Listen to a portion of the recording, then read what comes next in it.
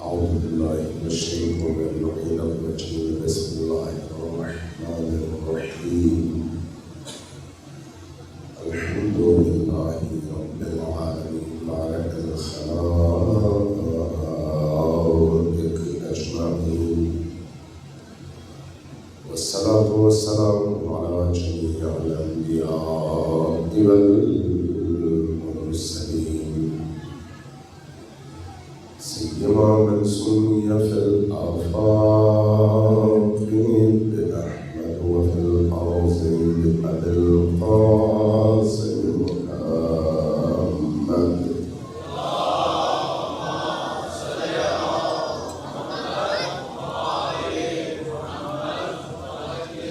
والصلاة والسلام على أولاده الطيبين الطاهرين المعصومين الميامين واللعنة الدائمة على أعدائهم أجمعين من يوم عداوتهم إلى قيام يوم الدين أما بعد فقد قال الله تبارك وتعالى في كتابه المجيد وهو أصدق القائلين وقوله الحق بسم الله الرحمن الرحيم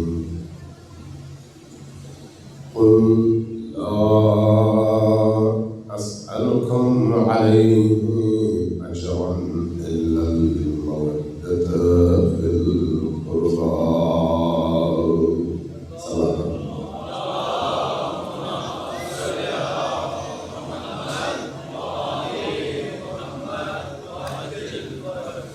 ایک اور ذرا سمجھ کرو کچھ آواز سے دلوں کی گہرائیوں سے اخلاص کے ساتھ سوال کیجیے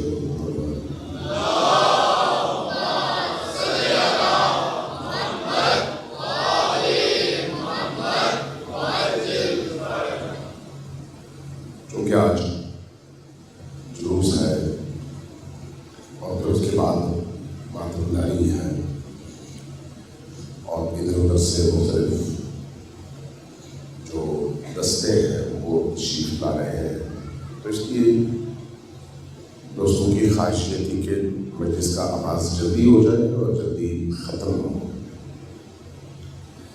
لہٰذا میں کوشش کروں گا ذرا مختصر مجلس ہو تاکہ جن احباب نے ماتمداری کرنی ہے اللہ ان کی توفیقات میں مزید اضافہ فرمائے، اہل بیت علیہ السلام پر سب کر دل کھول کر ماتم کر سکیں گے۔ تو ہم پھر سلوات کیجیے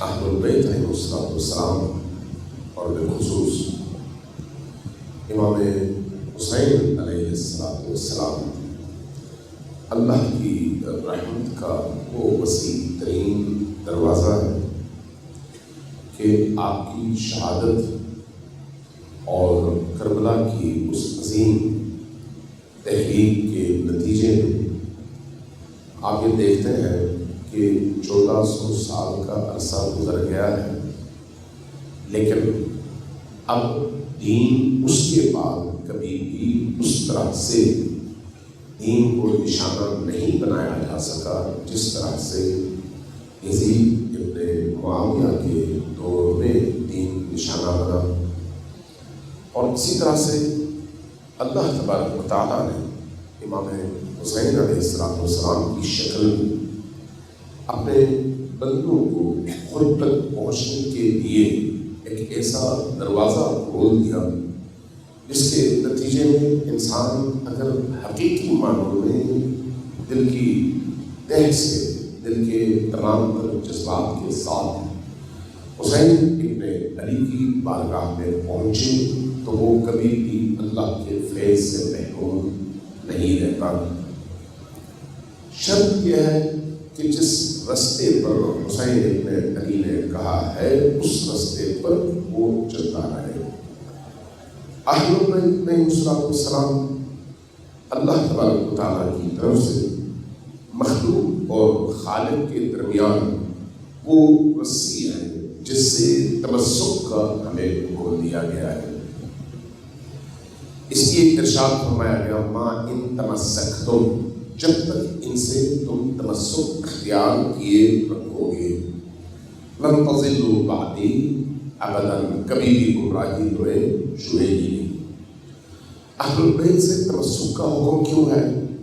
اس لیے کہ اہل البیت صرف شخص نہیں ہے، صرف اللہ کے رسول کی طرف سے ان سے نسبت رکھنے والی کچھ ہستیوں کا نام اہل البیت نہیں ہے، بلکہ جب ہم کہتے ہیں اہل البیت تو اہل البیت سے مراد زمین و آسمان کے درمیان جو ہستیاں پل اور برج کا کام کرتی ہیں وہ ہستیاں ہیں۔ ان مخلوق کو خالق سے جوڑنے کا ذریعہ اہل البیت کہلاتا ہے۔ مخلوقات خدا کو اللہ کی بارگاہ سے دور ہونے سے روکنے کا جو ذریعہ ہے اس کا نام اہل البیت ہے۔ اس لیے آپ یہ دیکھتے ہیں کہ محبت کے اعتبار سے تمام مسالک، تمام مکاتب فکر اہل البیت علیہ السلام کی عظمتوں کے حوالے سے کوئی بھی منکر نہیں ہے۔ یعنی کسی شخص نے اگر کلمہ پڑھا ہے، دین میں داخل ہوا ہے، تو وہ کبھی بھی اہل البیت سے عناد کے حوالے سے، بغض کے حوالے سے کبھی بھی اس کا اظہار نہیں کر سکتا۔ اگر اظہار کرے تو خود اسلامی معاشرہ اس کو ایک رد عمل دیتا ہے۔ لیکن یہ آج کی بات ہے، آج جب اہل البیت علیہ السلام کے حقوق پر ڈاکہ ڈالا گیا، جب اہل البیت علیہ السلام کا حق مارا گیا، جب اہل البیت علیہ السلام کے مقام اور منصب کو رسول کریم مسلسل بیان فرما رہے تھے، تو اس وقت لوگوں کے اندر یہ شعور کیوں نہیں تھا؟ یہ سوچنے والی بات، یہ ایک سوال ہے اور سوچنے کا مقام ہے کہ نبی کریم صلی اللہ علیہ وآلہ وسلم نے اپنی اس 23 سالہ زندگی میں اپنی اہل البیت کے مقام کو بیان کرنے کا کوئی موقع ہاتھ سے جانے نہیں دیا۔ اور یہ اہل سنت بھی کہتے ہیں اور اہل تشیع بھی، لیکن اس کے باوجود لوگ خاموش کیوں رہے؟ لوگ کیوں بعد میں اہل البیت کی حمایت میں کھڑے نہیں ہوئے؟ لوگوں نے کیوں غدیر کو بلا دیا؟ لوگوں نے کیوں سقیفہ کے مقام پر اہل البیت کا ساتھ دینے کی بجائے یا خاموشی اختیار کر لی، یا پھر اقتدار میں موجود لوگوں کے ساتھ کھڑے ہو گئے؟ بہت سارے ایسے سوالات ہیں۔ ان سوالات کا جواب چاہیے، ان سوالات کا معقول جواب چاہیے، معقول جواب جو انسان کو سمجھ آئے۔ ایک بات جو آپ کو میں چاہوں گا کہ آج کی اس مجلس میں آپ کم از کم آج کی اس مجلس سے لے کر جائیں، وہ یہ ہے کہ یہ یاد رکھیے کہ جب تربیت ہوتی ہے تو اس تربیت کے نتیجے میں بعض چیزیں آہستہ آہستہ آہستہ آہستہ انسان کی زندگی کا حصہ بن جاتی ہیں، لیکن زندگی کا حصہ بنتے بنتے اس کو ٹائم لگتا ہے۔ مثلا آپ اپنے خاندان میں دیکھ لیں، جو اصیل خاندان ہے، جو اچھے خاندان کہلاتے ہیں، جو دیندار خاندان کہلاتے ہیں، ان کے پاس ایک روایت ہوتی ہے خاندانی۔ یہ جو خاندانی روایت ہوتی ہے وہ کس چیز کا نام ہے؟ میرے آبا یہ کرتے تھے، میرے اجداد یہ کرتے تھے، میرے بزرگ یہ کرتے تھے، ہمارے خاندانوں میں قدیم سے یہ سلسلہ چلا آ رہا ہے۔ یعنی کچھ چیزیں ایسی ہوتی ہیں جو خاندانوں میں نسل در نسل آگے منتقل ہوتی ہے، اور جتنی اس پر توجہ زیادہ ہوتی ہے ماضی کی نسبت آنے والی نسل اس کو زیادہ مضبوطی سے تھامتی ہے۔ اسلام بھی ایسا ہی ہے۔ اسلام جب آیا تو نبی کریم ایک ایسے معاشرے میں آئے جہاں پر ہر طرف بتوں کی پوجا تھی، جہاں پر ہر طرف بت پرستی تھی، بت پرستی سے لوگوں کو نکال کر توحید کے دائرے میں لانے سے ایک دم لوگوں کے اندر موجود وہ تمام چیزیں ختم تو نہیں ہوتی، ان کو ایک پروسیس چاہیے، مسلسل محنت چاہیے۔ اس لیے ہم احادیث میں دیکھتے ہیں کہ بعض لوگ نبی کریم کی بارگاہ میں آتے تھے، کہتے تھے یا رسول اللہ کیا ایسا ہو سکتا ہے کہ ایک سال ہم اپنے بتوں کو پوجیں اور ایک سال آپ کے خدا کی عبادت کریں؟ آتے تھے رسول کریم کے پاس۔ کیوں؟ اس لیے کہ ماضی سے اپنا رشتہ توڑنا اور ایک نئے رشتے میں اس طرح سے ڈھلنا کہ ماضی کے اثرات ختم ہوں اور وہ اس نئے رشتے میں مکمل طور پر ضم ہو جائے، یہ آسان کام نہیں ہے۔ اس کے لیے تربیت چاہیے، اس کے لیے تربیت چاہیے، اور تربیت نسلوں کا پتہ دیتی ہے۔ اس لیے آپ خاندانی لوگ کس کو کہتے ہیں؟ جب آپ اپنے ارد گرد نگاہ دوڑاتے ہیں، کچھ لوگوں کو کہتے ہیں یہ بڑے خاندانی لوگ ہیں۔ خاندانی لوگوں کا مطلب کیا ہوتا ہے؟ ان کے خاندان میں کچھ ویلیوز، کچھ کلچر، کچھ اقدار، کچھ ایسی باتیں جو دوسروں میں نہیں ہوتی، راسخ ہوتی ہیں، اور وہ ان اقدار اور ویلیوز کو زندہ رکھ کر اس پر عمل کر رہے ہوتے ہیں۔ اس لیے جب آپ کسی ایسے اعلیٰ تعلیم یافتہ گھرانے کو دیکھیں، ان کے بچے آپ کو پچھلی نسل کی نسبت زیادہ بہتر طور پر پڑھے لکھے نظر آئیں گے، لیکن جن گھروں میں پیچھے جہالت نظر آئے گی، ان کے بچے اتنی آسانی کے ساتھ وہ مقام حاصل نہیں کر پاتے۔ ایک پروسیس ہے، وقت کا ایک پروسیس ہے، اس پروسیس سے گزر کر ہی نسلیں بہتر ہوتی ہیں۔ اس لیے نبی کریم نے اسلام کی جو دعوت دی وہ 23 سال کے عرصے میں دی، لیکن اس 23 سال کے عرصے میں ابھی بڑا کچھ ہونا باقی تھا۔ اس لیے بہت سارے لوگ آتے تھے نبی کریم کی بارگاہ میں، عرض کرتے تھے کہ یا رسول اللہ ہم ایمان لے آئے۔ قرآن نے کہا کہ اے رسول ان سے کہیے کہ ایمان نہیں لائے۔ کیا مطلب ایمان نہیں لائے؟ قرآن نے کہا وَقَالَتِ الْأَعْرَابُ آمَنَّا قُولُوا أَسْلَمْنَا وَلَٰكِنْ، یہ اعراب، یہ عرب، بادیہ نشین، دیہاتی، یہ آ کر آپ سے کہتے ہیں یا رسول اللہ ہم ایمان لائے۔ ان سے کہیے نہیں، تم ایمان نہیں لائے۔ لا الہ الا اللہ تو کہا ہے، محمد رسول اللہ تو کہا ہے، لیکن قرآن کہتا ہے نہیں، ابھی ایمان یہ نہیں لائے۔ پھر قولوا اسلمنا، ان سے کہیے کہ یہ انہوں نے اسلام قبول کیا ہے۔ اسلام قبول کرنے کا کیا مطلب ہے؟ ولیکن لا تدخلوا الایمان فی قلوبکم، ابھی ایمان تمہارے دلوں میں داخل نہیں ہوا۔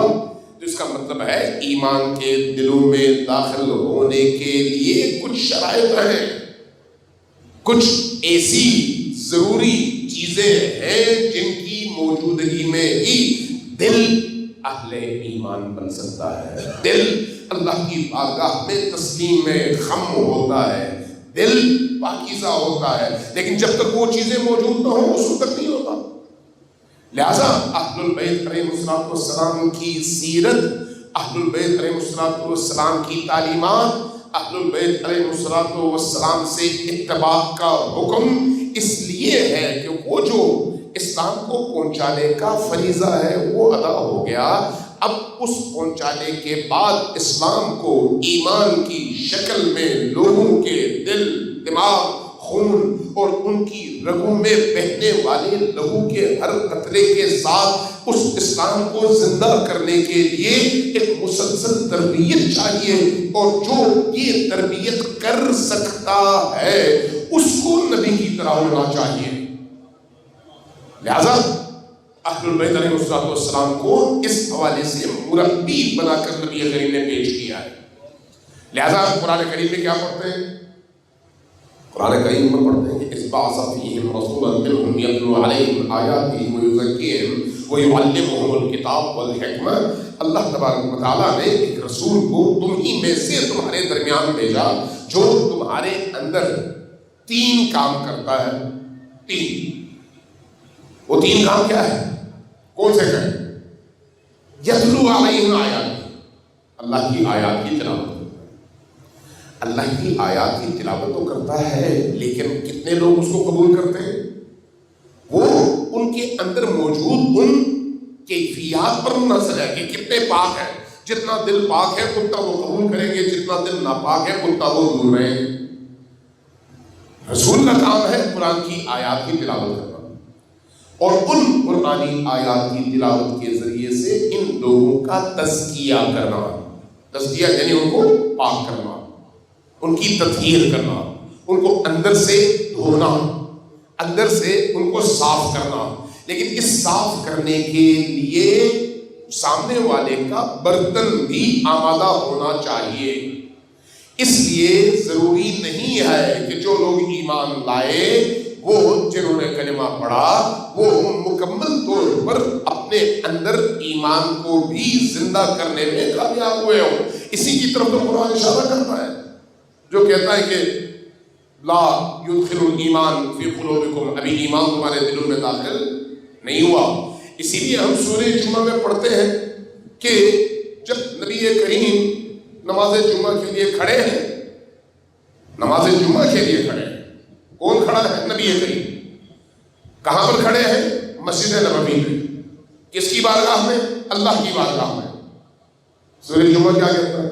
یہ کیسے لوگ ہیں جو باہر لہو و لعب کے لیے آپ کو نماز میں کھڑا چھوڑ کر نکل جاتے ہیں تاکہ خواتین کے گانے سن سکیں، مال و متاع دے سکیں؟ کلمہ پڑھا ہے انہوں نے، کلمہ پڑھا ہے، اسلام بھی قبول کیا ہے، لیکن تربیت کبھی نہیں ہوئی۔ جب تربیت نہیں ہوئی تو پھر یہ ہوتا ہے کہ رسول نماز کے لیے کھڑے ہوتے ہیں، لوگ پیچھے اللہ اکبر کے کھڑے ہوتے ہیں، باہر ڈھول کی آواز آتی ہے، نماز میں رسول کو چھوڑ کر نکل جاتے ہیں باہر معلوم بتا دیں گے۔ اور اللہ سورہ جمعہ میں ان کی پھر توبیخ بھی کرتا ہے، مذمت بھی کرتا ہے، سمجھانے کی کوشش بھی کرتا ہے، بھئی یہ کام مسلمان کا نہیں ہے، ایسا نہ کرو۔ لیکن کیا آج کوئی یہ تصور کر سکتا ہے کہ کوئی ایک عام فرد، رسول نہیں، امام نہیں، ولی نہیں، کوئی بہت بڑا عارف نہیں، ایک عام فرد، ایک عام مولانا، ایک عام خطیب نماز جمعہ کے لیے کھڑا ہو اور لوگ نیت باندھ کے کھڑے ہو جائیں، باہر ڈول کی آواز آئے تو چھوڑ کے نکل جائیں؟ آج تصور ہو سکتا ہے؟ نہیں۔ کیوں؟ اس لیے کہ اس وقت ابھی تربیت کا پروسیس چل رہا تھا، اور آج تربیت اس مقام تک پہنچ چکی ہے کہ اس 1400 سال کے عرصے میں یہ چیز ایک مسلمان کی زندگی کا ایک ایسا حصہ بن چکی ہے کہ اب وہ شخص اس طرح کی کسی کارروائی اور اس طرح کی کسی حرکت کا سوچ بھی نہیں سکتا۔ یہ کیسے ہوا؟ زمانے کے گزرنے کے ساتھ ساتھ۔ یہ کیسے ہوا؟ تربیت کے ایک پروسیس سے گزرنے کے ساتھ۔ اس لیے شاید میں نے یہ شاید آپ کے سامنے نقل نہیں کیا، قرآن کریم کی جتنی بھی صورتیں ہیں، ان صورتوں میں سے کچھ جو ہے واضح ہے ان کا مطلب، ان کا خطاب، ان کا بیان کیا کہنا چاہ رہا ہے، محکم آیات، یعنی آپ ظاہر دیکھتے ہیں تو سمجھ جاتے ہیں کہ اس آیت سے مراد یہ ہے، ظاہری جو مراد۔ لیکن بہت ساری چیزیں ایسی ہیں جن کا معنی ابھی تک ہمیں معلوم نہیں ہے۔ جب سورہ اخلاص نازل ہوا، سورہ اخلاص یعنی بسم اللہ الرحمن الرحیم، قل هو اللہ احد اللہ الصمد لم یلد ولم یولد ولم یکن له کفوا احد، جب یہ سورت نازل ہوئی تو لوگوں نے اس سورت کو سن تو لیا، لیکن نبی کریم نے ارشاد فرمایا کہ دیکھو یہ سورت حفظ کر لو، اپنی نمازوں میں بھی پڑھو، اپنی اولادوں تک منتقل بھی کرو، یہ نسل در نسل سورت، قرآن، آیات تمہاری نسلوں میں آگے بڑھیں گی۔ ایک نسل ایسی آئے گی جس کو اس کی سمجھ آئے گی، آج تمہیں سمجھ نہیں آ رہی۔ کیوں؟ وقت کے گزرنے کے ساتھ ساتھ فکر بڑھتی ہے، ماحول ملتا ہے، انسان اس سانچے میں ڈلتا ہے۔ جیسے اب آپ ایک عام نوجوان رینگروٹ کو جب پولیس میں یا فوج میں داخل کرتے ہیں تو ابتدائی کچھ عرصہ جو ہے وہ سیکھنے میں گزارتا ہے اور ہر روز غلطیاں کرتا ہوتا ہے، لیکن جب اس کی زندگی کا ایک لمبا عرصہ گزر جاتا ہے اس ٹریننگ میں، تو اس کے بعد اب اس کی عام زندگی میں بھی اس ٹریننگ کا اثر نظر آ رہا ہوتا ہے۔ یہ اس پروسیس کا نتیجہ ہے۔ لہذا جب دین میں یہ جو تربیت کا عنصر تھا، اس تربیت کے عنصر کی ضرورت کو سامنے رکھتے ہوئے نبی کریم صلی اللہ علیہ وآلہ وسلم کی رسالت اور نبوت کے اختتام کے بعد، آپ کے وصال کے بعد، صرف کتاب کافی نہیں تھی، بلکہ اس کتاب کے ساتھ نمونے عمل ایسی ہستیوں کی ضرورت تھی جو لوگوں کو اپنے پریکٹیکل لائف کے ذریعے سے یہ بھی بتا سکیں کہ عمل میں مجھ میں اور نبی میں کوئی فرق نہیں ہے، یہ بھی بتا سکیں کہ جو نبی کا عمل تھا وہی میرا عمل ہے، یہ بھی بتا سکیں کہ جس طرح نبی پاک تھے میں بھی پاک ہوں، یہ بھی بتا سکیں کہ جس طرح سے نبی صادق تھے، امانت دار تھے، اسی طرح سے میں بھی صادق اور امانت دار ہوں، یہ بھی بتا سکے کہ جس طرح سے نبی پر کوئی انگلی نہیں اٹھا سکتا تھا، ان کے کردار، ان کی گفتار، ان کے افکار کے حوالے سے میں بھی اسی کا ایک عملی نمونہ ہوں اور مجھ پر بھی کوئی کردار پر انگلی اٹھا نہیں سکتا۔ تو اب وہ شخصیات جن میں یہ کمالات متجلی ہوں اور ان شخصیات کے عمل سے یہ کردار منعکس ہو انسانوں کی طرف، وہ کون ہیں؟ وہ کون ہے؟ کیونکہ دین صرف نبی کریم کی اپنی حال حیات تک محدود تو نہیں ہے، دین نے آگے بڑھنا ہے۔ جب آگے بڑھنا ہے تو اس تربیت کے لیے ایک ایسے مربی، ایک ایسے معلم، ایک ایسی پاکیزہ شخصیت کا ہر دور میں ہونا ضروری ہے جو نبی ہی کی طرح سے ہر لحاظ سے پاک و پاکیزہ ہو، اگرچہ نبوت کا منصب ان کے پاس ہو۔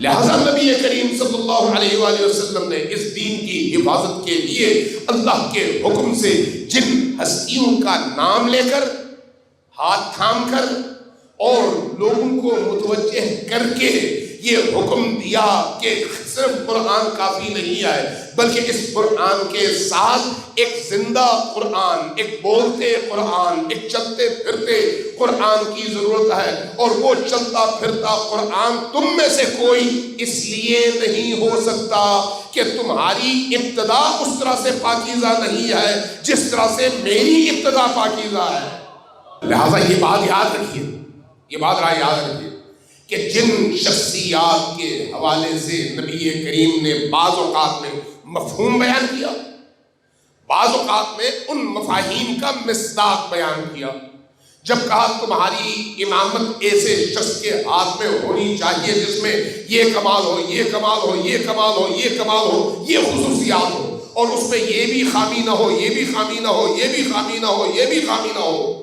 تو پھر ضرورت تھی اس شخص کا چہرہ بھی دکھانے کی، ضرورت تھی اس شخص کا چہرہ بھی دکھانے کی۔ میں مثال دیتا ہوں، یہ جو ہم فضیلتیں سنتے ہیں جنگ خیبر کی، میں خیبر نہیں پڑھ رہا، صرف آپ کے ذہنوں کو قریب کرنے کے لیے مثال دیتا ہوں کہ جنگ خیبر میں 39 دن تک سب موجود تھے، سب موجود، سب نے لڑائیاں لڑی، سب نے اپنی طرف سے کوشش کی، سب نے جتنی ان کے اندر گنجائش تھی اتنا انہوں نے جہاد کیا، لیکن خیبر فتح نہیں ہوا۔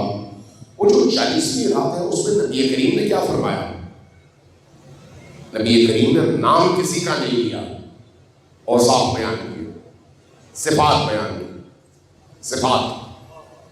صفات کیا ہے؟ کہا کہ کل صبح میں تم میں سے ایسے فرد کو جنگ کا علم دوں گا جس میں یہ خصوصیات موجود ہیں۔ وہ خصوصیات کیا ہیں؟ وہ کرار ہے، آگے بڑھ بڑھ کر حملہ کرتا ہے، غیر فرار ہے، منہ موڑ کر بھاگتا نہیں ہے۔ اس کا مطلب ہے ایسے لوگ تھے نا جو کرار نہیں تھے، ایسے لوگ تھے نا جو منہ موڑ کر بھاگنے والے تھے، اس لیے تو یہ بیان کر رہے ہیں نا کہ بھئی اب میں اس کو دوں گا جو ایسا نہ کرے، یہی بات ہو رہی ہے. یہ کیا بات بیان ہو رہی ہے؟ اوصاف، خصوصیات. یہ تو ہوا اس شخص کی ذاتی شجاعت اور بہادری کے حوالے سے دو اوصاف. اس کے بعد پھر اس کا اللہ کی بارگاہ میں بھی مقام بیان کیا. اس کا اللہ کی بارگاہ میں مقام بیان کرنے کا مطلب کیا ہے؟ مطلب یہ ہے کہ تم میں اگر نہیں ہے تو اب اپنے میں سے اس شخص کو ڈھونڈو. وہ کون ہے جس کا اللہ کی بارگاہ میں یہ مقام ہے؟ وہ کیا ہے؟ یحبہ اللہ، اللہ اس سے محبت کرتا ہے اور اس کا رسول بھی اس سے محبت کرتا ہے. اور اس کی خصوصیت کیا ہے؟ وہ بھی اللہ سے اور اس کے رسول سے محبت کرتا ہے. اب تاریخ آپ پڑھی، رسول اللہ یہیں تک کہہ کر خاموش ہو گئے. یہ خاموشی کس چیز کی دلیل ہے؟ بتا کیوں نہیں ہے؟ اسی وقت بتا دیتے میں کل علی کو علم دوں گا، بات ہی ختم ہو جاتی.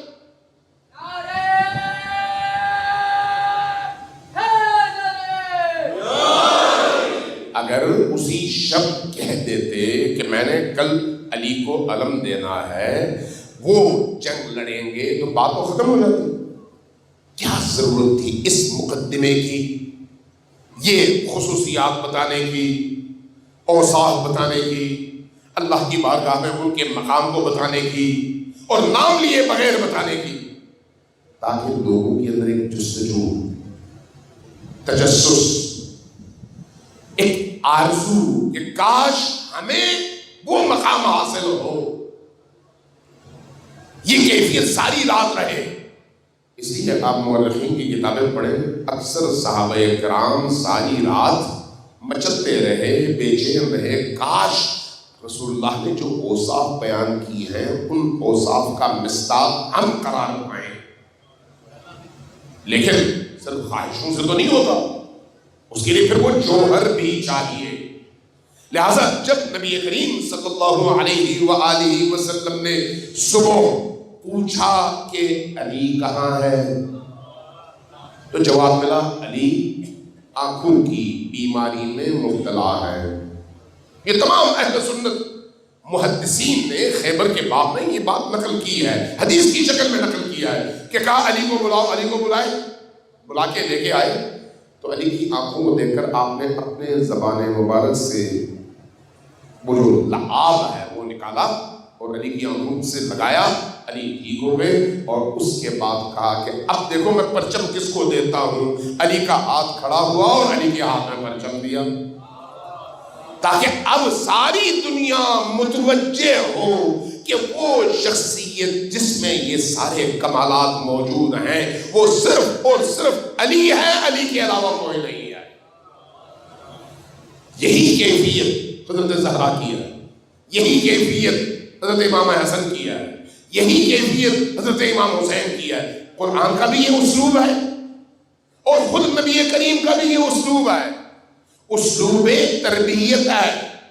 ایک چیز آسانی سے ملے تو انسان بھول جاتا ہے، مشکل سے ملے تو آدمی اس مشکل کی وجہ سے اس کو یاد رکھتا ہے. اگر آپ کو ساری باتیں آج بتا دی جائیں تو آپ یہاں سے نکلیں گے، ساری باتیں آپ کے ذہن سے نکل جائیں گی. لیکن اگر میں آپ کو کہوں کہ کل میں نے اس موضوع پہ ایک ایسی بات آپ کو بتانی ہے کہ آپ زندگی پر نہیں بھولیں گے، تو آپ کو کل تک ایک تجسس رہے گا، اور اس تجسس کی وجہ سے آپ کا ذہن، آپ کی روح، آپ کا پورا وجود آمادہ رہے گا کہ کل جو بیان ہوگا اور اس میں جو بات سامنے آئے گی وہ بات آپ کس طرح سے سنتے ہیں اور اپنے دل و دماغ میں اس کو بساتے ہیں. اور جب وہ بات آپ تک پہنچے گی تو آپ کبھی بھی نہیں بھولیں گے، کبھی بھی نہیں بھولیں گے. یہ اسلوب تربیت ہے. لیکن اس اسلوب تربیت میں ٹائم لگتا ہے. نبی کریم صلی اللہ علیہ وآلہ وسلم نے اس لیے جہاں جہاں آیات اتری وہاں وہاں آہستہ آہستہ آہستہ آہستہ مصادیق بھی بیان کرنی شروع کر دی. یہ جو مباہلہ کی آیت ہے، مباہلہ کی آیت میں کیا اللہ یہ نہیں کہہ سکتا تھا کہ بنی نجران کے ان مسیحیوں کے مقابلے میں میرا رسول خود جائے گا؟ قل، کہا نا قل، اے رسول ان سے کہیے، ندعو ابناءنا و ابناءکم و نساءنا ونساءکم وانفسنا وانفسکم ثم نبتہل. کل صبح میدان میں آؤ، تم بھی آؤ، ہم بھی آتے ہیں. کس طرح سے آتے ہیں؟ نبی کہہ سکتے تھے کہ میں علی، فاطمہ، حسن، حسین کو لے کے آتا ہوں، تم جس کو چاہو لے کے آ جاؤ، کہہ سکتے تھے. لیکن اللہ تبارک و تعالیٰ نے تجسس میں رکھا. تجسس میں کیوں؟ تاکہ پتہ چلے کہ جو اس آیت کو سنتا ہے اس کے ذہن میں ایک سوال بنے کہ بھئی یہ کون لوگ ہیں جن کو اللہ نے ایک کو نفس رسول کہا، ایک کو رسول کا، دو کو رسول کا فرزند کہا، اور ایک کو رسول کی خاتون کہا. ہر ایک کو خواہش بھی ہو کہ ہم شاید اس پر پورا اتریں، اور جب وہ افراد منتخب ہوں، باقی رہ جائیں، تو رہنے والوں کو یہ اندازہ ہو کہ نہیں، ہم اس اہلیت کے حامل نہیں تھے، ان معیارات میں صرف یہی پورا اتر سکتے تھے. اس لیے آپ عملاً دیکھتے ہیں کہ رسول کریم نے قرآن کی آیت سب تک پہنچائی، لیکن جب اگلا دن ہوا تو ایک طرف حسن، دوسری طرف حسین، آگے رسول اللہ، پیچھے علی، اور درمیان میں فاطمہ الزہرا سلام اللہ علیہا، تاکہ پوری دنیا کو یہ پتا چلے کہ رسول اللہ کی اگر فرض کریں 11 بیویاں ہیں تو نساء نبی ہیں. نساء نبی ہیں نا؟ نساء نبی ہیں یا نہیں؟ جو قرآن کریم میں یا نساء النبی کے عنوان سے ان سے خطاب ہے، تو یہ ساری بیویاں اس میں شامل ہیں یا نہیں ہیں؟ رسول اللہ کے باقی جتنے اصحاب ہیں جو اپنے آپ کو سمجھتے تھے کہ ہم نبی کریم کے بہت قریب ہیں، وہ بھی موجود ہیں. خود ان الفاظ میں یہ گنجائش ہے کہ رسول کریم اپنے ساتھ پورا شہر لے کر جائیں، اپنا پورا قبیلہ لے کر جائیں، اپنا پورا خاندان لے کر جائیں، اپنے سارے دوستوں کو لے کے جائیں، سب کو کہیں یہ بھی میری جان ہے، یہ بھی میری جان ہے، یہ بھی میری جان ہے، یہ بھی میری نصاب میں شامل ہے، یہ بھی میری نصاب میں شامل ہے. لیکن بیویوں میں سے کوئی نہیں ہے. 11 بیویاں ہیں لیکن کوئی نہیں ہے. اور بعض ہمارے دوستوں کے مطابق 4 بیٹیاں تھیں تو چاروں میں سے کوئی نہیں ہے، ایک ہی ہے. رسول اللہ کا کوئی بیٹا نہیں ہے، لیکن قرآن نے کہا رسول اپنے بچوں کو لے کے جائیں گے، تو فاطمہ اور علی کے بچے یہاں پر رسول کے بیٹوں کی صورت میں وکالت کرتے ہوئے آگے بڑھ رہے ہیں. تو پتہ چلا کہ اللہ نے ان آیتوں کے ذریعے سے ایک تربیت کے اسلوب سے لوگوں کو گزار کر عوام کو بتا دیا کہ اللہ جب تربیت کرتا ہے اور ان کے مصادیق کے طور پر انتخاب کرتا ہے تو اس کائنات میں کامل ترین ہستیوں کا انتخاب کرتا ہے، اور وہ کامل ترین ہستیاں یا خود محمد ہیں یا وہ ہیں جو ان کے وجود کا حصہ ہے.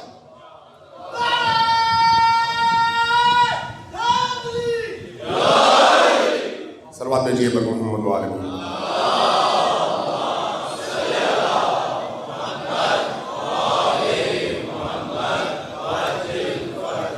لہذا اگر ہدایت تک پہنچنا ہے تو ہدایت تک پہنچنے کے لیے ولایت شرط ہے. ولایت شرط ہے، اور ولایت وہ ہے جس کا اعلان نبی کرے. ولی وہ ہے جس کا اعلان نبی کرے. ولی وہ ہے جس کو معاشرے کے سامنے پیش نبی کرے.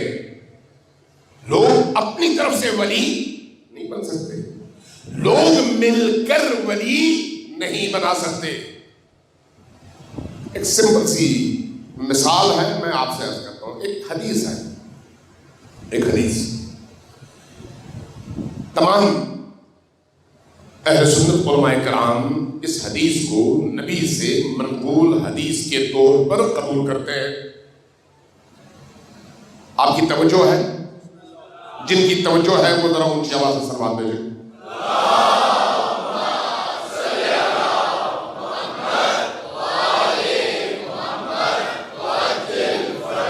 حدیث کیا ہے؟ صرف شیعوں کی نہیں ہے، اہل سنت کے ہاں زیادہ تواتر کے ساتھ یہ حدیث موجود ہے مختلف روایات کی کتابوں میں. من مات ولم یعرف امام زمانہ مات میتتن جاہلیہ، جو شخص گزر جائے، مر جائے اور اپنے وقت کے امام کو نہ پہچان سکے، وہ شخص جاہلیت کی موت مر گیا۔ من مات ولم یعرف امام زمانہ مات میتتن جاہلیہ۔ اب بہت بڑے بڑے سوالات یہاں پر ابھرتے ہیں، بہت بڑے بڑے، بات سے بڑی عقلی ہے۔ انسان اگر تھوڑی دیر کے لیے سوچے، تعصبات کی اینک کو ایک طرف رکھ کر، جو ہمیں مولویت نے پڑھایا ہے اس کو ایک طرف رکھ کر، اگر ہم سوچنا شروع کر دیں، کتابوں کے غوطے لگانا شروع کر دیں، احادیث کو پڑھنا شروع کر دیں، حتیٰ سیاہ ستہ کو پڑھنا شروع کر دیں، تو پھر ممکن نہیں ہے کہ میں گمراہ ہوں، ممکن نہیں، کیونکہ پڑھنے کے بعد انسان پر چیزیں واضح اور آشکار ہوتی چلی جاتی ہیں۔ جب ہم کہتے ہیں ولی انسان خود نہیں بناتا، ولی بنانے کے لیے، چونکہ ولی کس کا ہے؟ اللہ کا، تو اللہ کے ولی کا انتخاب میں کیسے کر سکتا ہوں؟ میں اپنے گھر کے سربراہ کے طور پر اپنے بعد کسی کا انتخاب کرنا چاہوں تو لوگ کریں گے اس کا انتخاب، یا میں خود کروں گا؟ میں خود۔ اللہ نے نبی کو بھیجا اس دین کی حفاظت کے لیے، نبی کے بعد اس کے جانشین کا انتخاب کون کرے گا؟ اللہ خود، چونکہ اللہ کے بھیجے ہوئے دین کی مصلحتوں کو باقی انسان اس طرح سے سمجھ نہیں سکتے جس طرح سے خود اللہ کا بھیجا ہوا نبی سمجھ سکتا ہے یا ولی سمجھ سکتا ہے۔ آپ جب گاڑی بھی خریدتے ہیں تو گاڑی کا جو مینول ہوتا ہے وہ کمپنی کی طرف سے لکھی گئی ہوتی ہے، اور کمپنی جس کے بارے میں ریکمینڈ کرے کہ یہ میری طرف سے اتھارٹی ہے، اسی کو اجازت ملتی ہے گاڑی کو چیک کرنے کی۔ آپ نے اگر باہر جا کر کسی اور ورکشاپ میں اوپن آپ نے کسی سے چیک کروا لیا تو گاڑی کی قیمت ایک دم آتی ہے کئی لاکھ نیچے، اس لیے کہ آپ نے کمپنی کے ان رولز کو فالو نہیں کیا۔ جو وہ اپنا مینول دیتی ہے آپ کو کمپنی، اس کے ساتھ ساتھ آپ کو یہ بھی بتاتی ہے کہ فلان جگہ جاؤ، وہی لوگ ٹھیک کریں گے اس کو اگر خرابی کوئی پیدا ہوتی ہے۔ اللہ نے اتنا بڑا دین بھیجا اور مینول قرآن کی صورت میں بھیجا، لیکن قرآن کو سمجھنے کے لیے استاد نہیں بھیجا۔ تم جس کی مرضی جاؤ اور پوچھو، وہ بتا دے، اسی کو اللہ کا دین مان لو۔ کیسے ہو سکتا ہے؟ کیسے ہو سکتا ہے؟ عقل کے خلاف ہے، عقل کے خلاف۔ یہ جو حدیث میں نے بیان کی، میں چاہ رہا تھا لیکن میں دیکھ رہا ہوں ٹائم ختم ہو گیا۔ اب جب ٹائم ختم ہو گیا تو میں اس حدیث پر کیا بیان کروں؟ اللہ اگر توفیق دے تو کل انشاءاللہ تعالیٰ اس موضوع پر اگر اللہ توفیق دے اور یاد آئے تو تھوڑا سا اس کو مزید کھولوں گا۔ آپ ایک دفعہ پھر صلوات دیجیے بر محمد و آل محمد۔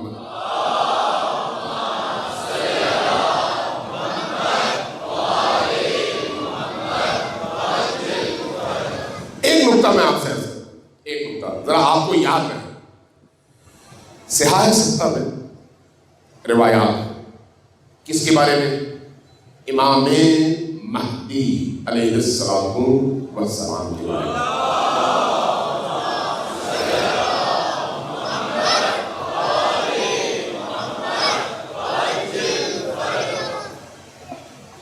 اور روایات کم نہیں ہے، بہت بڑی تعداد، سیاہ ستہ میں بڑی تعداد میں، اور سیاستہ کے علاوہ بھی باقی کتابوں میں بڑی تعداد میں۔ کبھی اگر توفیق ملے تو اس پر بھی میں بات کرتا ہوں آپ سے کہ ان روایات میں کیا ہمیں میسج ملتا ہے۔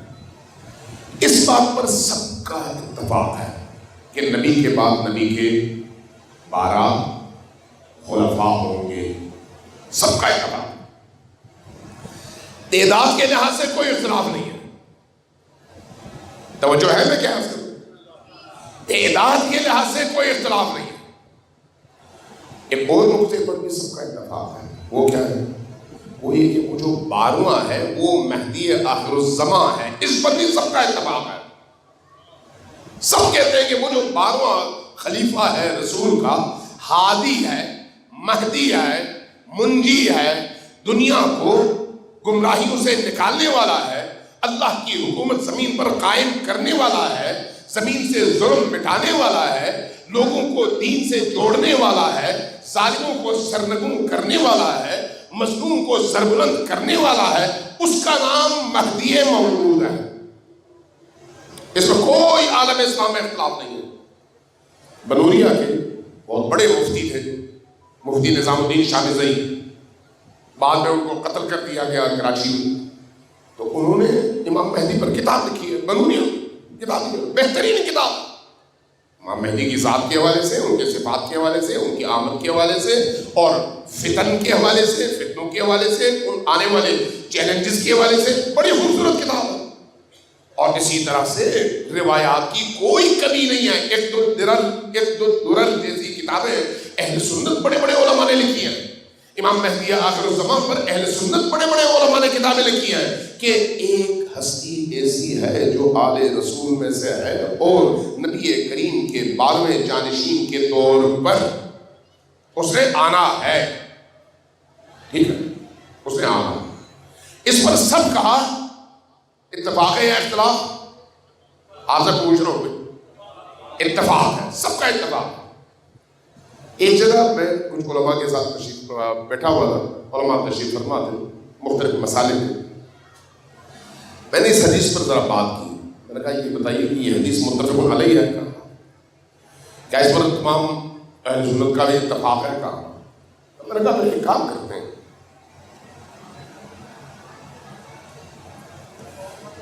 سلوات بھیجیں پر محمد والے۔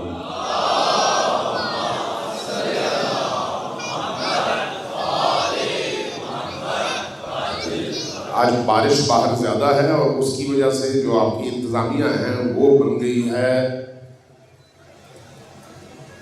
جو سرطال ہے، اس میں ان کی پریشانیاں شروع ہو گئی ہیں۔ ایک دفعہ پھر سلوات بھیجیں پر محمد والے۔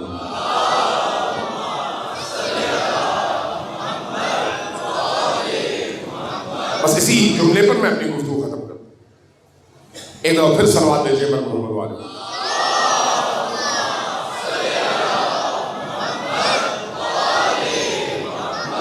میں نے مجھے پوچھا کہ یہ بتائیے کہ کیا اس بات پر سب کا اتفاق ہے؟ کہا ہاں۔ 12ویں امام مہدی ہوں گے؟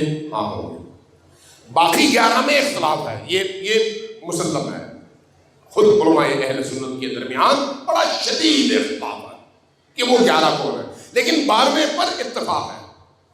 میں نے ان سے ایک سوال کیا، میں نے کہا یہ بتاؤ کہ اگر 12ویں پر سب کا اتفاق ہے تو ایک کام کرتے ہیں، یہ 12واں جو ہے اسلام کا خلیفہ ہوگا یا نہیں؟ ہاں ہوگا۔ تو میں نے کہا پھر یوں کرتے ہیں، جو پوری دنیا میں مسلمان بڑے بڑے علماء، بڑے بڑے اسکالرز اور بڑے بڑے فن خوان لوگ موجود ہیں، ان کو ایک جگہ جمع کر کے ان سے کہتے ہیں کہ آپ سب مل کر آپس میں ایک بندے کو مہدی آخر الزمان اور خدا کا خلیفہ مان لیں، باقی سب ان کے ہاتھ بیعت کر لیں اور وہ سب مل کر اسلام کا پرچم اٹھائیں اور زمین سے کفر کا خاتمہ کریں۔ کہا نہیں۔ کیوں نہیں؟ کہا اس کا انتخاب اللہ کرے گا، اس کا انتخاب اللہ کرے گا۔ تو اب یہاں پر سوال پیدا ہوتا ہے کہ اگر 12ویں کا انتخاب اللہ نے کرنا ہے تو پہلے کا انتخاب آپ کیسے کر سکتے ہیں؟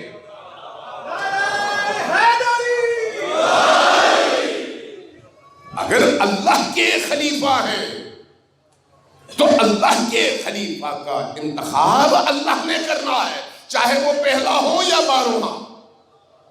اگر 12ویں کا انتخاب آپ نہیں کر سکتے، اللہ نے منتخب کر کے اس کو بھیجنا ہے جو اس کا اہل ہے، تو پھر پہلے کے انتخاب میں آپ کیوں بڑھ بڑھ کر کہتے ہیں کہ بھئی یہ لوگوں کا اختیار تھا اور لوگوں نے انتخاب کیا؟ ہدایت کے لیے ضروری ہے کہ آپ سرچشمے علم سے متصل ہو کر نبی سے دین لیں اور نبی کے بعد اس سے لیں جو نبی کا اس علم کے وادی میں وارث بھی ہے اور محافظ بھی ہے۔ صلوات دیجیے محمد والے۔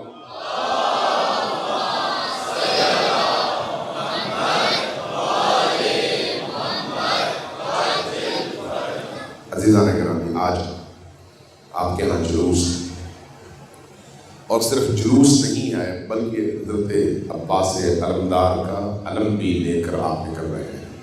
ابھی میں آ رہا تھا رستے میں جلوس، یہ علم کس کی نشانی ہے؟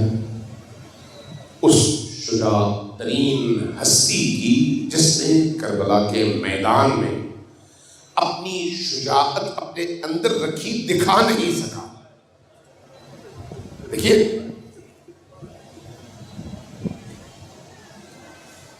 بڑا سخت ہوتا ہے جب انسان کی نگاہوں کے سامنے چھوٹے چھوٹے بچے قتل ہو جائیں، نوجوان قتل ہو، بھائی قتل ہو، بیٹے قتل ہو، اور اس کے باوجود انسان ان کو مار بھی سکتا ہو اور تلوار نکال بھی نہ سکے، شجاعت دکھا بھی سکتا ہو لیکن دکھا بھی نہ سکے۔ عباس علمدار اس حوالے سے بہت بڑے مظلوم ہیں، بہت بڑے مظلوم۔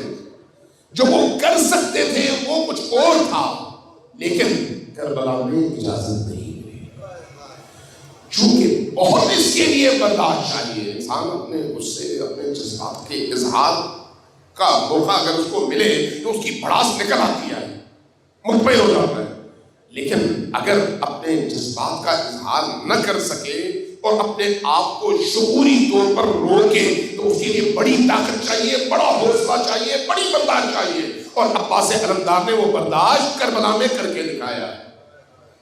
اس لیے عباس کا مقام بھی بہت اونچا ہے، بہت اونچا مقام ہے، بہت عظیم مقام ہے۔ اس لیے عباس علمدار کو اللہ کے ان اولیاء اللہ نے باب الحوائج قرار دیا ہے کہ اگر تمہاری کوئی حاجت ہے تو عباس کے دروازے کا رخ کرو، حاجات تمہاری پوری ہو جائے گی۔ اس لیے اللہ نے وہ مقام دیا ہے عباس، وہ مقام دیا ہے، صرف اس دنیا میں نہیں، اس دنیا میں بھی وہ عظیم مقام، وہ عظیم مقام۔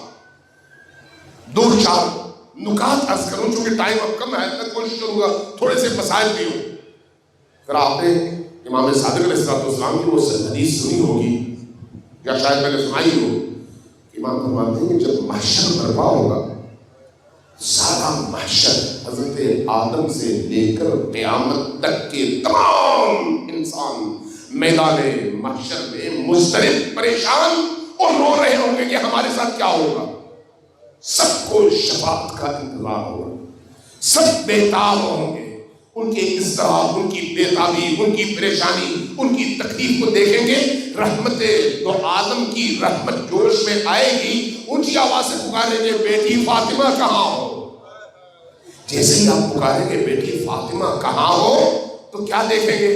سارا محشر والے دیکھیں گے کہ آسمان کی طرف سے ایک ندا آتی ہے کہ اے اہل محشر اپنی نگاہیں جھکا لو، فاطمہ کی سواری آ رہی ہے۔ اور جب وہ سواری آئے گی تو 70,000 فرشتوں کی جھرمٹ میں زمین پر یہ سواری آئے گی، فاطمہ الزہرا نبی کے سامنے کھڑی ہوگی اور پوچھیں گی بابا حکم دیجئے کیا کروں؟ فرمائیں گے کہ بیٹی فاطمہ اس امت کے ان گنہگاروں کی شفاعت کے لیے کیا لے کر آئی ہو؟ تو کیا جواب ملے گا؟ اہل محشر اضطراب، پریشانی اور تجسس سے دیکھے گا، کیا دیکھے گا؟ دیکھے گا کہ فاطمہ الزہرا سلام اللہ علیہا اپنی ابا کے اندر سے اپنے دونوں ہاتھ باہر نکالیں گی۔ محشر والے دیکھیں گے دو کٹے ہوئے بازو لٹک رہے ہیں۔ یہ جو دو کٹے ہوئے بازو لٹک رہے کس کے ہیں؟ نبی کریم پوچھیں گے بیٹی کیا لے کر آئی ہو؟ جواب میں فرمائیں گی بابا میں کربلا کے میدان سے اپنے بیٹے عباس کے کٹے ہوئے بازو لے کر آئی تاکہ اس امت کی شفاعت ہو سکے۔ عباس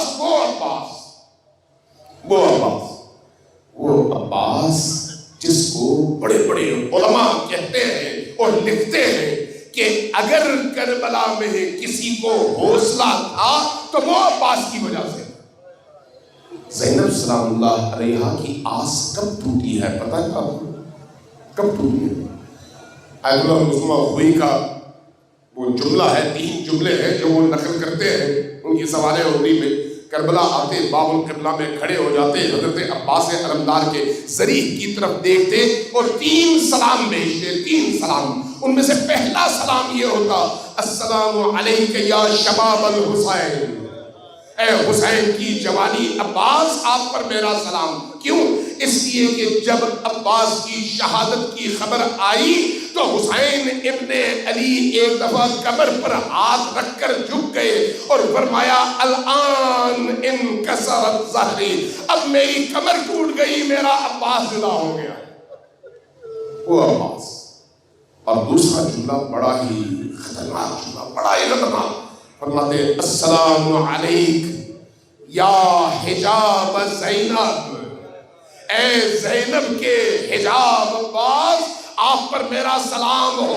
روایات بتاتی ہیں کہ جب زینب سے کہا جاتا کہ زینب آپ کا حجاب کربلا میں چھنے گا تو فرماتی جس کا عباس جیسا بھائی ہو اس کا حجاب چھنے گا، لیکن جس دن عباس شہید ہوئے اور جن لمحات میں عباس شہید ہوئے وہاں پر زینب کو یقین ہو گیا کہ اب حجاب بھی چھنے گا اور بازوؤں پر رسیاں بھی باندھی جائیں گی، اس لیے فرمایا السلام علیکم یا حجاب زینب۔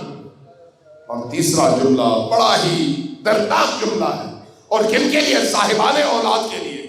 وہ جملہ کیا ہے؟ السلام علیکم یا ساقِ السکینہ، اے سکینہ کے ساقی عباس، آپ پر میرا سلام ہو۔ سکینہ کے ساقی کا کیا مطلب ہے؟ جب عصر عاشور حسین تنہا رہ گئے اور صرف عباس تھے تو عباس کو مخاطب کر کے فرمایا کہ عباس کیا ارادہ ہے؟ حضرت عباس اجازت چاہ رہے تھے، فرمایا کہ عباس اگر تم بھی چلے گئے تو لشکر کا کیا ہوگا؟ جواباً ایک جملہ ارشاد فرمایا حضرت عباس نے، فرمایا کہ جو لشکر تھا وہ ہے کہاں جس کا میں سپہ سالار ہوں اور جس کے لیے آپ مجھے بچانا چاہ رہے ہیں؟ فرمایا پھر کہا مجھے بھی اجازت دیجیے۔ کہا عباس تم لڑو مت، جا کر ذرا پانی لے کر آؤ۔ اب یہاں پر تاریخ نگاروں نے، مقتل نگاروں نے حضرت سکینہ کی ایک کیفیت بیان کی ہے۔ سکینہ کو جیسے ہی خبر ملی نا کہ میرے چچا پانی کے لیے جا رہے ہیں، انہوں نے کیا کیا؟ وہ فوراً نکلی، مخیم میں مختلف خیموں میں گئیں، جن جن خیموں میں چھوٹے چھوٹے بچے تھے اور 3 دن کی پیاس کی وجہ سے بلک رہے تھے، ان سب بچوں سے جا کر کہا بچوں میرے چچا پانی لینے جا رہے ہیں، اب پانی آئے گا تمہاری پیاس بجھ جائے گی، اب پانی آ رہا ہے تمہاری پیاس بجھ جائے گی۔ اب کیا کیا؟ ان تمام بچوں کو جمع کیا اپنے خیمے میں، اور مورخ کہتے ہیں اور یہ جو مقتل نگار ہے وہ کہتے ہیں کہ ہر بچے کے ہاتھ میں ایک کٹورا تھا کہ ابھی عباس آتے ہیں اور ہمیں پانی پلاتے ہیں۔ اس کیفیت میں عباس نکلے ہیں، کہاں؟ پانی لینے کے لیے۔ لیکن جب فرات میں وہ اترے ہیں اور تلوار استعمال کیے بغیر، اگر تلوار استعمال کرتے تو کون بچتا؟ فرات میں اترے، پانی اٹھایا، خیمے میں واپسی سے پہلے مشکیزے کو بھرنے کے بعد اپنے چلو میں پانی لیا، گرایا، بتایا کہ پانی پر عباس کا قبضہ ہے، لیکن اس پانی کو اپنے لبوں تک جانے نہیں دیا۔ کیوں؟ حسین پیاسا ہے، حسین ابن علی کے چھوٹے چھوٹے بچے پیاسے ہیں، اور عباس کی غیرت گوارا نہیں کرتی کہ خیمے میں بچے پیاس سے بلک رہے ہوں اور عباس اپنے لب تر کرے۔ اس لیے بعض روایات میں لکھا ہے کہ حضرت عباس نے گھوڑے سے کہا گھوڑے تم پانی پی لو، لیکن یہ گھوڑا بھی کس کا گھوڑا تھا؟ عباس کا، اس لیے اس گھوڑے نے بھی پانی پینے سے انکار کر دیا۔ اب جب پانی لے کر نکلے تو اب ایک ہاتھ میں مشکیزہ ہے، دوسرے میں تلوار ہے، اور گلے میں مشکیزہ لٹکا ہوا ہے۔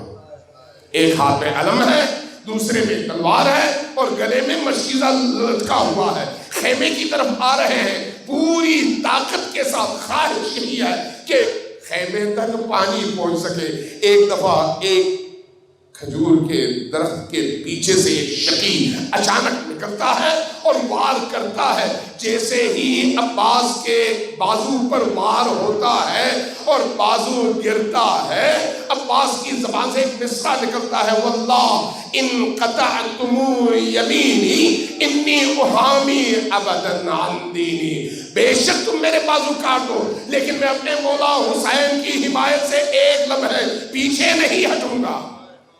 دوسرا وار ہوتا ہے، دوسرا بازو بھی کٹ جاتا ہے۔ اب جب دونوں بازو کٹ گئے تو حال کیا ہونا چاہیے؟ ایک دفعہ عباس کی آرزو صرف یہی ہے کہ کسی طرح سے یہ پانی خیمے تک پہنچ سکے۔ اب اس پانی کو بچانے کے لیے مورخین لکھتے ہیں کہ عباس نے اپنے آپ کو جھکا لیا پانی سینے پر، اور خود عباس اس پانی کے اوپر اپنا سینہ رکھ کر گھوڑے کی سیدھ خیمے کی طرف آگے بڑھ رہے ہیں۔ اچانک چاروں طرف سے تیروں کی بارش شروع ہو گئی۔ یہ جو تیروں کی بارش شروع ہوئی، تیر بدنے اس عباس میں بےبس ہوتے چلے گئے، تو اس کے بعد ایک وقت ایسا آیا کہ ایک تیر لگا مشکیزے پر، مشکیزے کا پانی گرا، جیسے ہی پانی گرا عباس کی آس ٹوٹ گئی۔ یہ جو عباس کی آس ٹوٹ گئی، اب عباس کے پاس کوئی مقصد نہیں رہا، اس لیے آپ دیکھتے ہیں کہ عباس کے گھوڑے کا رخ خیام سے دوسری طرف ہو گیا۔ کیوں؟ اس لیے کہ اب عباس کو حیا آتی ہے کہ وہ خیام کی طرف جائیں، اس لیے کہ بچے پانی کے انتظار میں ہیں۔ لیکن کب تک؟ کچھ دیر آگے چلے، ایک لعین کا گرز بلند ہوا، سر اقدس سے ٹکرایا، زمین پر تشریف لائے، ایک دفعہ آواز نکلی، وا اخا ادرک اخا، بھائی جان اب آئیے عباس کے سرحانے پر۔ لیکن جب حسین سرحانے عباس میں پہنچے نا، ایک عجیب منظر تھا۔ کیا منظر تھا؟ عباس کی ایک آنکھ میں تیر لگا ہوا ہے، اور عباس کس طرح سے زمین پر ہیں؟ اس طرح سے کہ آپ کے بدن پر ہر طرف سے تیر لگے ہوئے ہیں، اور ان تیروں کی وجہ سے آپ ذرا سوچئے، جب اسب کے پشت پر سے زمین پر آ رہے ہوں گے، کوئی گرتا ہے تو سب سے پہلے ہاتھ کا سہارا لیتا ہے۔ عباس گر رہے ہیں، ہاتھ نہیں ہے، جب گرے ہیں تو کس طرح سے گرے ہوں گے؟ حسین یہ منظر دیکھ رہے ہیں کہ عباس تیروں کے اوپر ہے، تیر نکالتے ہیں، عباس کا سر اپنی گود میں رکھتے ہیں، کیا دیکھتے ہیں؟ ایک آنکھ میں تیر ہے، اور حسین عباس کوشش کر رہے ہیں اپنے گھٹنوں کی مدد سے اس تیر کو آنکھ سے نکالیں۔ آپ اس تیر کو تو نکالتے ہیں، لیکن جب سر عباس کو اپنے گھٹنوں پر رکھتے ہیں تو ایک دفعہ عباس اپنا سر اٹھا کر زمین پر رکھتے ہیں، پوچھتے ہیں بھائی عباس کیوں اپنا سر زمین پر رکھ رہے ہو؟ جواب ملتا ہے بھیا اگر کچھ دیر بعد آپ شہید ہوں گے تو آپ کا سر کس کے گھٹنوں پر ہو؟